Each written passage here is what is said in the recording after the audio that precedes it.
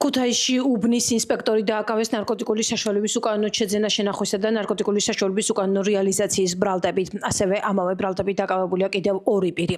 გამოძიებით დადგინდა, რომ იმერეთის პოლიციის დეპარტამენტის ქუთაისის საქალაქო სამმართველოს პოლიციის მეორე განყოფილების უბნის ინსპექტორმა მატერიალური სარგებლის მიღების მიზნით ორ მოქალაქეზე მოახდინა ნარკოტიკული საშუალება მორფინის უკანონო რეალიზაცია. მოქალაქეების პირადი და საცხოვრებელი სახლების ჩხრეკის შედეგად ნივთმტკიცებად ამოღებულია ნარკოტიკული საშუალება მორფინი და ნარკოტიკული საშუალება ბუპრენორფინი, რომლებსაც ბრალდებულები მართლსაწინააღმდეგოდ ინახავდნენ დანაშაული 12-დან 20 წლამდე ან უვადო თავისუფლების აღკვეთას ითვალისწინებს.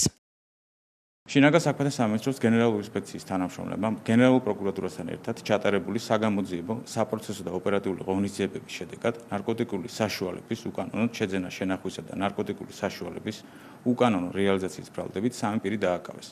დანაშაული 12-დან 20 წლამდე ან უვადო თავისუფლების აღკვეთას ითვალისწინებს.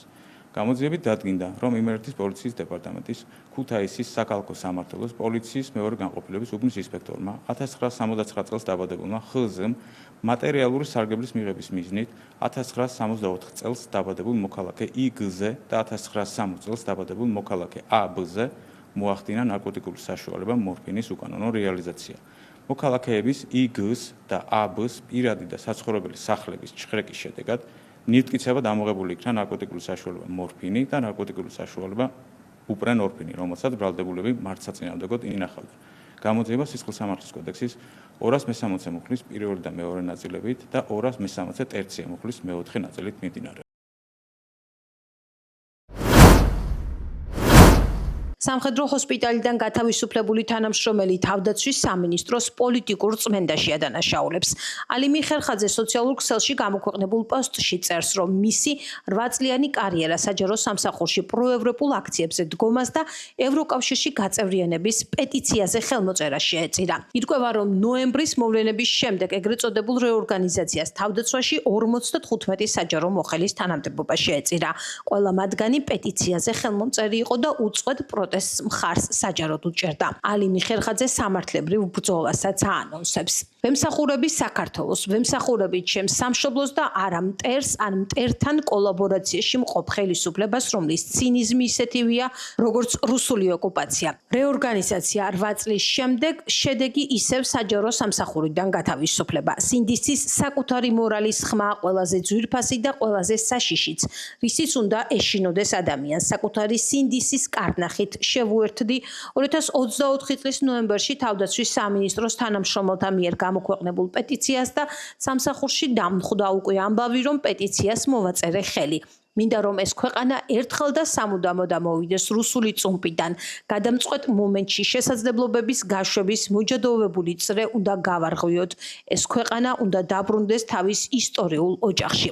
კეფაზე ვგრძნობდი სუნთქვას, ვგრძნობდი რომ მიახლოვდებოდა ეს დღე და მაისიდან 4-ჯერ გადაწიეს რეორგანიზაცია, თუმცა ემოციურად მომზადება მოვასწარი, რასაც ვერ ვიტყვი ჩემს დანარჩენ თანამშრომლებზე, რომლებსაც არაადამიანურად მოექცნენ, სახტად დატოვეს რამდენიმე ათეული ადამიანი. აბედნიერებს საკუთარი სიმართლის შეგრძნება. შეიძლება ვცდებოდე, მაგრამ ჩემი გადაწყვეტილებები პირადი კეთილდღეობით ნაკარნახევი ქმედებები არასდროს ყოფილა. მორალით ნაკარნახევი გადაწყვეტილება მგონია ის, რისთვისაც ღირს ეს ერთი ამოსუნთქვა ცხოვრება. შევხვდებით.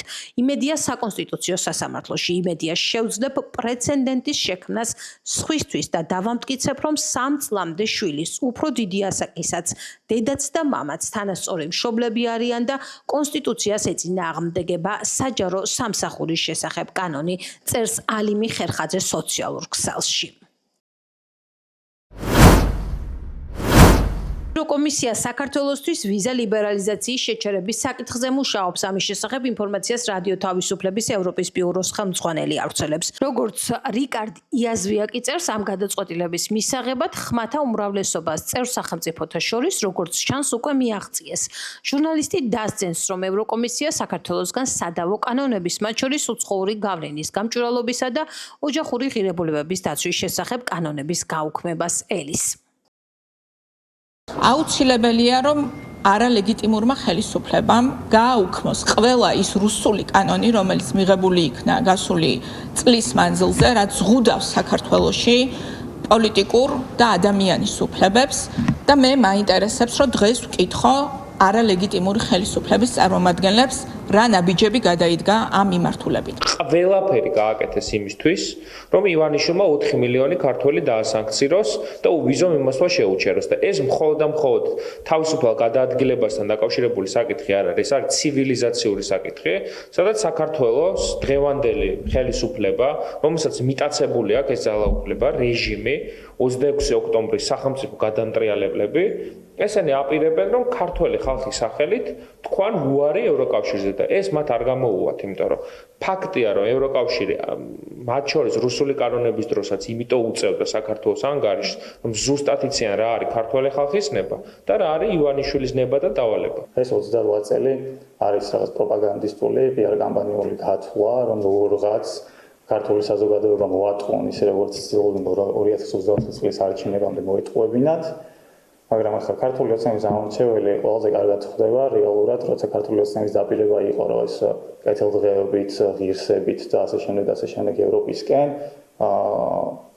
დღეს რეგიონში ერთ-ერთი ქვეყანა დავრჩით, რომელიც ევროინტეგრაციისკენ ვერ მივდივარ. სწორედ ივანიშვილის გუნდმა არ შეასრულა არც ერთი მოთხოვნა, რომელიც ჩვენ გამოგვიგზავნა ევროკომისიამ და სწორედ ამის გამო ჩვენ ვდგავართ იმ რეალური საფრთხის წინაშე, რომ საქართველოს თითოეულმა მოქალაქემ დაკარგოს უვიზო მიმოსვლა ევროკავშირთან და ყველა ის ბენეფიტი და სარგებელი, რომელსაც მათ შორის ამ მექანიზმით, ამ პრივილეგიით ჩვენ ვიღებდით.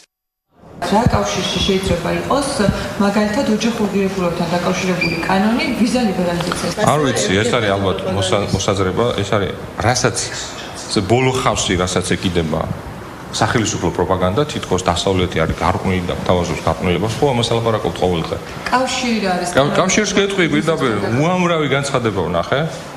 ევროპის იმ ადამიანების, მაღალჩინოსნების პირდაპირ ვთქვათ, გაკეთებული, რომელიც ამბობს, რომ ევროკავშირში საქართველოს ინტეგრაციასა და ამ საკითხს შორის არანაირი პირდაპირ ბრმა არ არსებობს. ეს თქვენ გინდათ რომ დააკავშიროთ. ობიექტური შეფასებით ვიზა ლიბერალიზაციას არანაირი საფრთხე, კითხვის ნიშანი არ უდგას და არ ემუქრება, გამოიყენება ეს საკითხი მოსახლეობაზე შანტაჟის მიზნით და მათი არჩევნებზე, მათი თავისუფალ ნებაზე გავლენის მოხდენის მიზნით. თუ რა თქმა უნდა ბრიუსელის ბიუროკრატიას აქვს იმისი სურვილი, რომ ვიზა ლიბერალიზაციის ნაცვლად ის ფასი, რომელიც შეიძლება ჰქონდეს ვიზა ლიბერალიზაციას, ეს ფასი იყოს მათი შესაძლებლობა რომ LGBT პროპაგანდა აწარმოონ ჩაერიონში და საქმეებში შავი ფული ატრიალონ პოლიტიკური მიზნებისთვის, რა თქმა უნდა, ამ ხრივ საქართველოს მოსახლეობის პასუხი იქნება ძალიან მკაფიო, რომ ამ საკითხით манипуляცია და შანტაჟი არ გამოვა. თუ ვინმე ცდილობს რომ არჩევნებს დაუკავშიროს ბრიუსელიდან, მე ვფიქრობ, რომ ძალიან ცდებიან, იმიტომ რომ კარგად უნდა იცოდნენ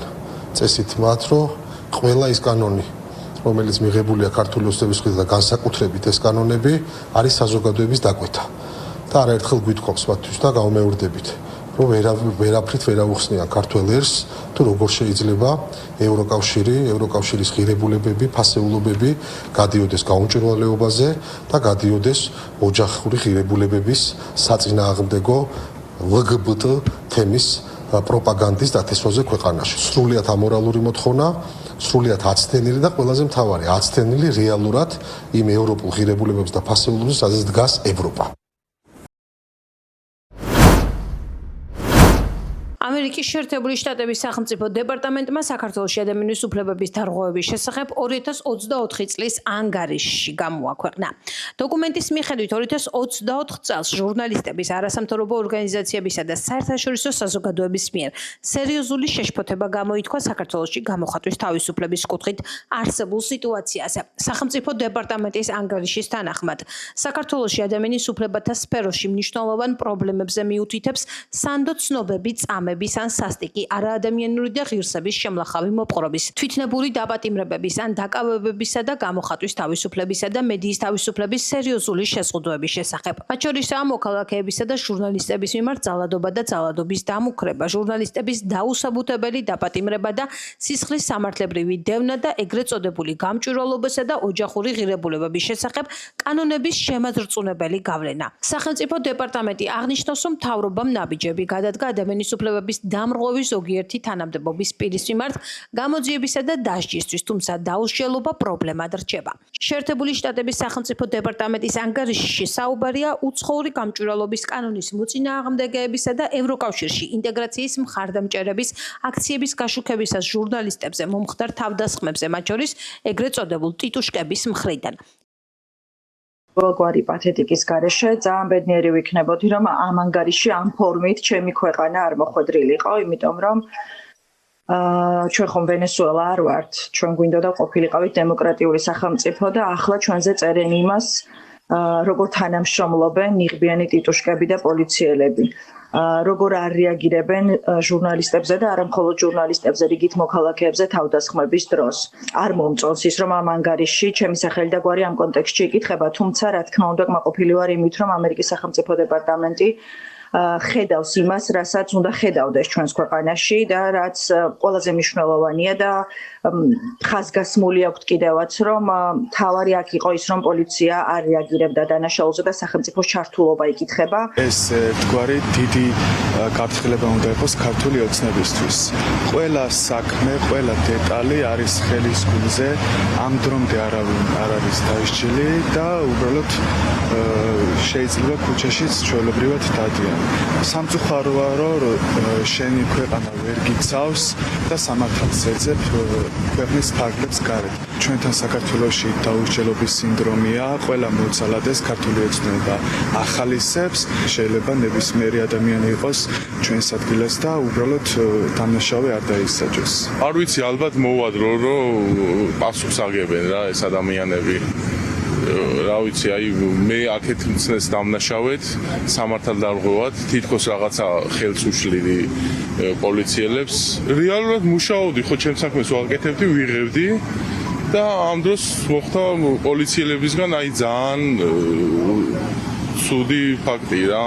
ტრამპის ადმინისტრაციის პირველი ანგარიში ადამიანის უფლებებზე ფაქტიურად მიწის მიყრაა ქართული ოცნების არალეგიტიმურ რეჟიმზე, რომელიც მთელი სოფლიოს მასშტაბით მათხოვრობს ლეგიტიმაციას, მაგრამ ვერსად ვერ პოულობს მას. ანგარიში აგრეთვე ამხელს სისტემურ ძალადობას და წამებას პოლიციის მხრიდან.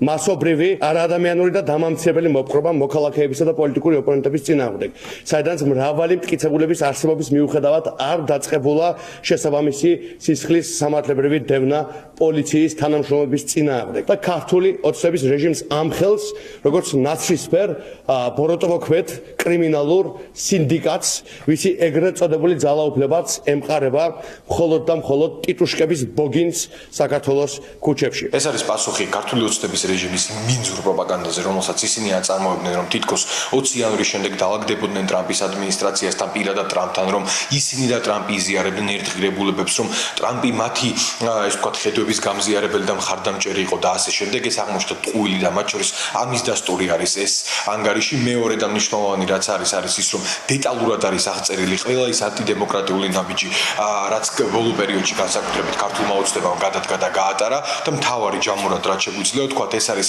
მხარდაჭერა ქართული ხალხისადმი. საუბარია ძალადობაზე, საუბარია მედიის მიმართ განხორციელებულ უპრეცედენტო ზეწოლაზე, რაც ჩემი აზრით პირდაპირ აჩქარებს მეგობარი აქტის მიღების პროცესს. ეს კიდევ ერთხელ ადასტურებს, რომ ქართულ ოცნებას არც დონალდ ტრამპის ადმინისტრაციასთან არ აქვს არავითარი შანსი რაიმე სახით ვითარების ნორმალიზების ან ლეგიტიმაციის მიღების. აქედან გამომდინარე, ჩვენ დარწმუნებული ვართ, რომ შემოდგომის დასაწყისშივე მოხდება მეგობარი აქტის მიღება, რომელიც აქტიურად შეუწყობს ხელს ქართულ საზოგადოებას და ამავე დროს ძალიან დიდ დარტყმას მიაყენებს ქართული ოცნების რუსულ რეჟიმს.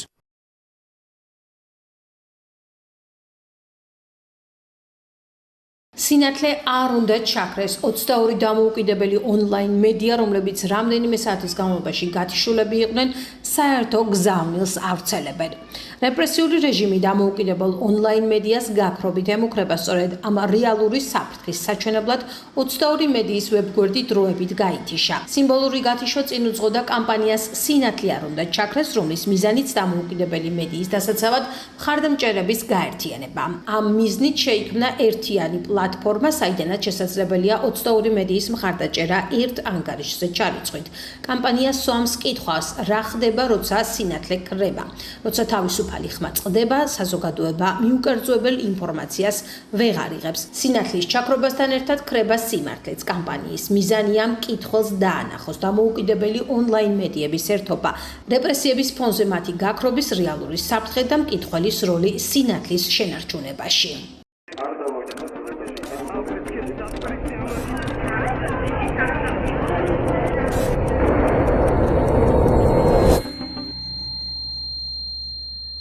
თუ არ იქნება სინათლე, ვერ გაიგებ როგორ იღებს სასამართლო გადაწყვეტილებებს.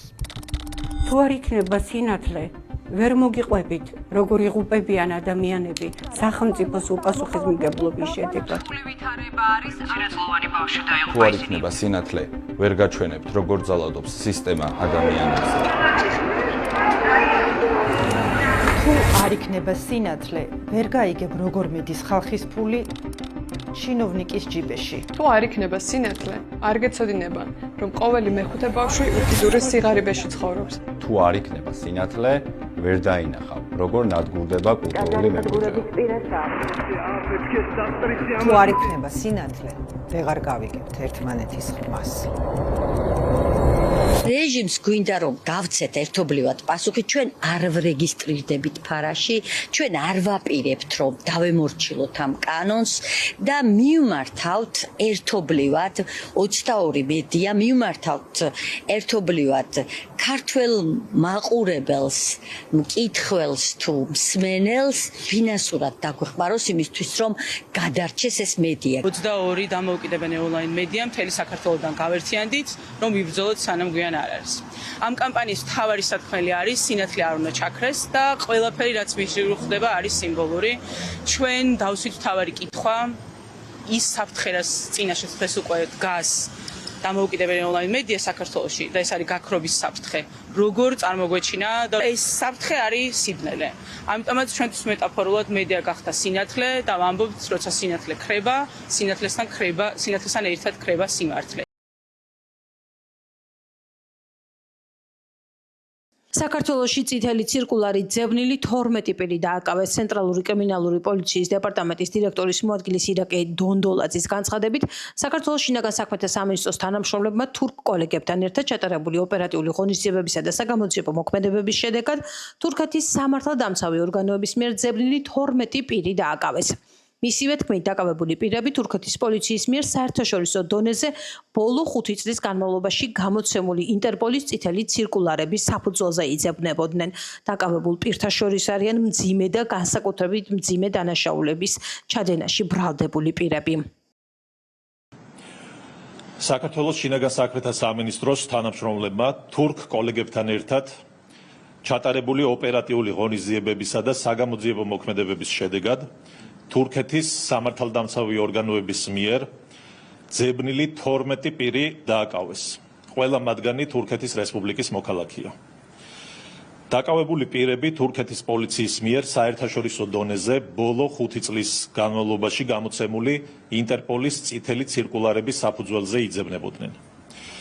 ჩატარებული გამოძიებით დადგინდა, რომ დაკავებული 12 პირიდან 8 პირი საქართველოს ტერიტორიაზე ჯერ კიდევ მაშინ შემოვიდა, ვიდრე მათზე საერთაშორისო ძებნა გამოცხადდებოდა. ხოლო 4 პირი საქართველოში შემოსულია უკანონოდ, რის საფუძველზეც მიმდინარეობს შესაბამისი სისხლისამართლებრივი პროცედურები. დაკავებულ პირთა შორის არიან მძიმე და განსაკუთრებით მძიმე დანაშაულის ჩადენაში ბრალდებული პირები. კერძოდ, დამამძიმებელ გარემოებებში ჩადენილი განზრახ მკვლელობის, მათ შორის მცირეწლოვანი ბავშვის მკვლელობის, მკვლელობის მცდელობის, ყაჩაღობის, თავისუფლების უკანონო აღკვეთის, ჯანმრთელობის განზრახ მძიმე დაზიანების, ორგანიზებული კრიმინალური დაჯგუფების შექმნისა და წევრობის, გამოძალვის, ქურდობის, ცელსასროლი იარაღის უკანონო შეძენა შენახვასა და ტარების, ნარკოტიკული დანაშაულის, დოკუმენტების გაყალბების, საინვესტიციო თაღლითობასა და მითვისების 178 ეპიზოდის ჩადენაში ბრალდებული ძებნილი პირები. ამასთან სამართალდამცველების მიერ ერთ-ერთი დაკავებულის პირადი ჩხრეკისას ნივთმტკიცებად ამოღებულია ცეცხლსასროლი იარაღი და საბრძოლო მასალა. რომელსაც თურქეთის მოქალაქე უკანონოდ ინახავდა. აღსანიშნავია, რომ ძებნილი პირების ადგილსამყოფელის დადგენისა და მათი დაკავების ოპერაციას წინ უძღოდა ხანგრძლივი ოპერატიული და სამძებრო ღონისძიებები, რომელთა დაგეგმარებაშიც საქართველოს შინაგან საქმეთა სამინისტროს, გენერალური პროკურატურისა და სახელმწიფო უსაფრთხოების სამსახურის თანამშრომლებთან ერთად ასევე ჩართულნი იყო თურქეთის რესპუბლიკის ინტერპოლის ბიურო, თურქეთის ეროვნული პოლიციის ორგანიზებული დანაშაულის წინააღმდეგ ბრძოლის დანაყოფები და საქართველოში თურქეთის რესპუბლიკის პოლიციისა და ჟანდარმერიის ატაშეები. ამჟამად 12-ვე დაკავებულის მიმართ კანონით გათვალისწინებული წინასაექსტრადიციო პროცედურები მიმდინარეობს. აქვე გსურს მადლობა გადაუხადოთ თურქ კოლეგებს, რომლებიც დღეს აქ ჩვენთან ერთად იმყოფებიან. ჩვენ მჭიდრო თანამშრომლობის მრავალწლიანი გამოცდილება გვაკავშირებს, რომლის ნათელი მაგალითია ერთობლივად ჩატარებული კიდევ ერთი წარმატებული საპოლიციო ღონისძიება. საქართველოს შინაგან საქმეთა სამინისტრო კვლავ განაგრძობს უკომპრომისო ბრძოლას ორგანიზებული დანაშაულის წინააღმდეგ, რათა უზრუნველყოფილ იქნეს ჩვენი თითეული მოქალაქის უსაფრთხოება. სიტყვას გადავცემ ჩემ თურქ კოლეგას, ინტერპოლის წარმომადგენელს.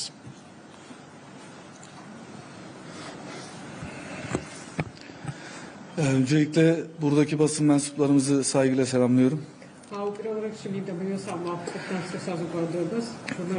Değerli meslektaşlarım nezdinde tüm Gürcistan Polis Teşkilatı'na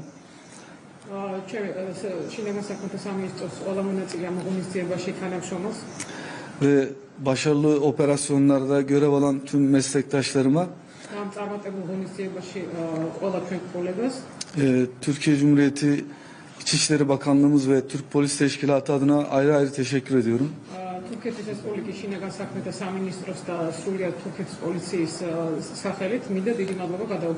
Ve bu değerli işbirliğimizin de giderek artacağına yürekten inanıyorum.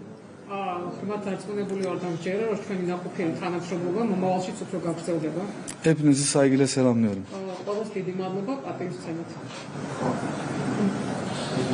Thank you. Thank you. It's not the end. It's just beginning. Yeah. Thank you.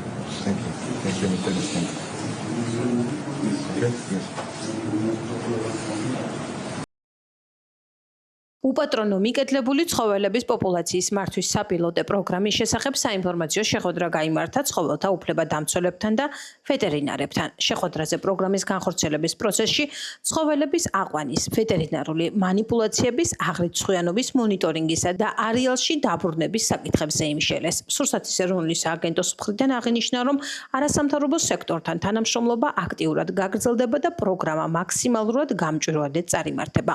პროგრამა, რომელიც უპატრონო მიკედლებული ცხოველების იდენტიფიკაცია, რეგისტრაციას, კასტრაციას, სტერილიზაციას, დიაგნოსტიკურ ტესტირებას, ვაქცინაციას ითვალისწინებს პირველ ეტაპზე ქუთაის, ბათუმსა და გურჯაანის მუნიციპალიტეტებს მოიცავს. შევთანხმდით, რომ კვლავაც გავაგრძელებთ ურთიერთობას ერთმანეთში და ვეცდებით, რომ პროგრამით გათვალისწინებული ღონისძიებები დროულად და ხარისხიანად იქნას განხორციელებული. ეს დადგენილება ითვალისწინებს